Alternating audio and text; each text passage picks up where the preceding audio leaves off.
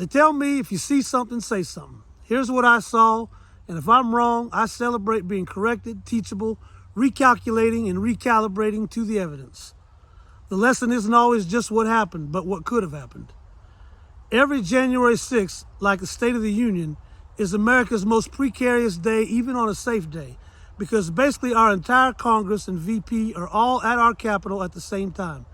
The hierarchy and distribution of power and chains of command for America absolutely depend on this central nucleus. Having almost all your top generals in one foxhole means this is an absolute strategic pressure point of national security, let alone democratic process. An untimely earthquake in that exact moment and proximity would crumble the world's greatest democracy in a few seconds. On January 6, 2021, however you legally classify it, that entire nucleus of our government was under attack, trapped inside the Capitol, weapons and bomb screen completely breached. Circumventing our taxpayer-funded, trillions of dollars, state-of-the-art nuclear World War III satellite global defense protection system, and the world's greatest military, any adversary, foreign or domestic, could simply walk in with state-of-the-art demolitions in backpacks and totally decapitate America. We were left exposed for the whole world, from our allies and soldiers stationed abroad to adversaries and global terrorists, to watch for hours as America's president, who ordered the attack himself, refused to make the call to protect our own Capitol, hanging wide open and exposed in its most compromised capacity. Anybody could walk in with anything. This is a dangerously competitive world, with global mercenaries contracted with unlimited fortunes by the world's most ruthless dictators to search out any available breach in America for capitalization. Never forget the 9/11 mass catastrophe was the result of just a few box cutters placed at strategic pressure points. No guns, no bombs. On January 6th, Republicans just ripped the front door off the very control panel for them. All this triggered by completely baseless and fraudulent claims. Now Republicans, in a deep state of denial, dismiss this as just a childish white Christian nationalist tantrum. But modern demolitions are way too advanced to ever allow security breaches like this. Is that America first? First to lose World War III? Because just overturning our election with zero evidence would trigger an American Civil War, very possibly World War III. But America's full Congress and Capitol exploding would be us losing World War III in a single afternoon. Y'all can never, ever, ever pull a stunt like this ever again. The only reason we didn't lose everything that day is because our adversaries never believed someone could be that tactically and strategically self-defeating. I'm a musician. FBI, military, law enforcement, they know this way better than me. Stating this isn't beneficial for my business or my personal safety.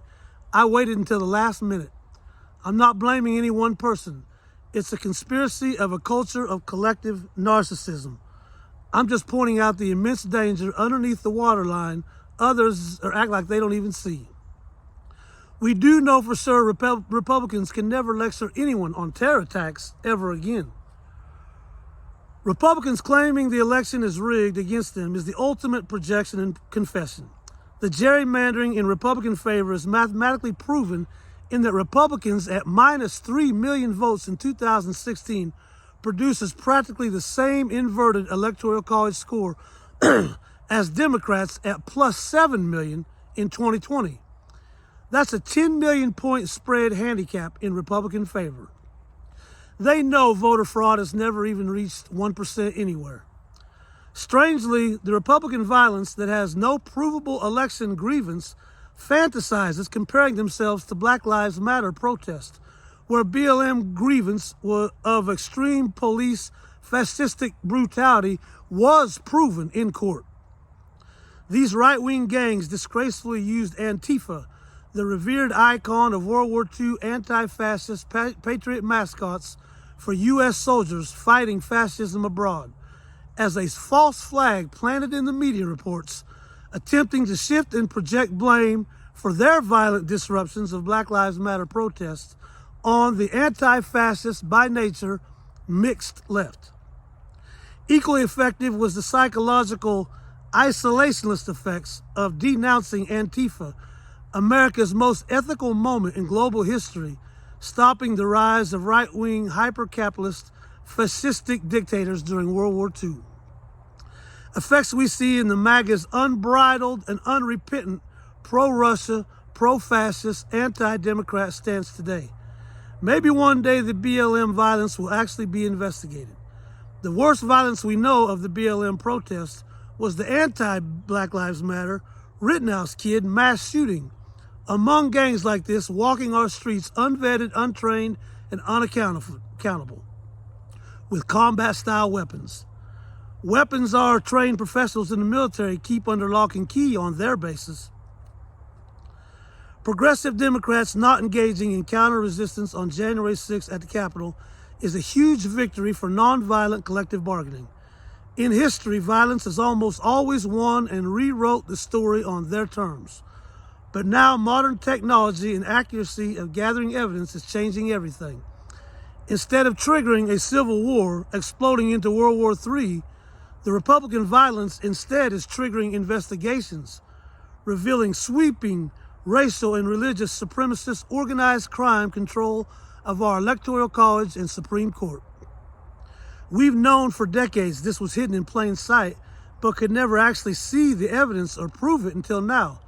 Humans are living in a brand new moment of hyper-transparency, and so many aspects of our lives are going to change, as well as the tectonic plates of power. We now have the possibility that violence will finally start losing total control of the overall narrative. The Republican leader is the single greatest super spreader and also the single greatest suppressor of vital public health information on COVID in the world. No one has done more singular damage on immigration issues than the real border czar by killing the bipartisan border bill, while simultaneously falsely advertising an open border on constant media feedback loop to an international population not aware Republicans lie with every single word. Spending billions of taxpayer dollars deporting our most effective and inexpensive labor will make inflation skyrocket and infrastructure crumble to the ground.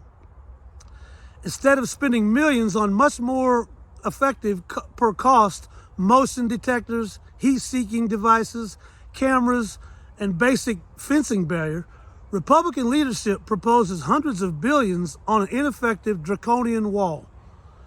Out of around 50 Republican senators, one is not white.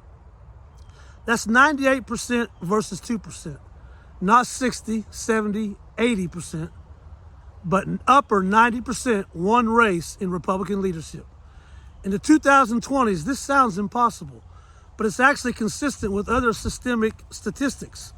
Since 1989, America has produced 51 million jobs, 50 by Democrat, only 1 million by Republican. Out of 46 presidents, only one has been only half white, with the first in a century insurrection attempt as the backlash. History proves a far regressive 30% of the population will believe even the worst of disinformation. They themselves insist we can never change them. Strangely, their inflexibility, never compromised psychology benefits them greatly. If two other parties split evenly, mathematically, regressives just need 34% to achieve majority. So progressive Democrats' nature to flexible compromise cannot let them fracture at this moment. Don't let perfect be the obstacle of much, much, much better. The stakes are too high. We need all hands on deck support for Democrat candidates up and down the ballot. But the president is the only one position with the levers to everything, even the power of pardon and now complete immunity and impunity. Immunity which Republicans require and Democrats denounce. With this ruling, Republicans not only confess that they can never be trusted to do the ethical thing, but more crucially proves they absolutely trust Democrats' ethical superiority to not weaponize this tyrannical availability of total power right back on them. As president, you are lobbied constantly from every possible angle by the world's most ruthless and financially powerful assets and agents. Wars, hacks, terror attacks by our own worst enemies, digital and human viruses, all being endlessly offered as false flag operations to help you maintain supreme power through chaos, just in case you, as United States President, are criminally in debt with more exposure rolling in by the day, or just absolutely lack any general compunction. So choose presidents very carefully. We cannot let Republican leadership sink us. The American majority isn't having a civil war. Republican leadership is having a civil war, and they're trying to take all of us out with them. We hold evidentiary advantage in courts, but they hold weapons advantage in the streets. In a binary choice, this is the easiest layup in the world you're going to have to make. To be personally on the correct side of history. To give yourself, your children, and your grandchildren all together the greatest renewable gift ever without spending more than a few dollars of gas money to the election polls. The biggest chance you get to make your one vote count the most with the power of the collective unity on the correct side of history in the teamwork and dreamwork of nonviolent, progressive, fact-based collective bargaining of voting for Democrats up and down the ballot.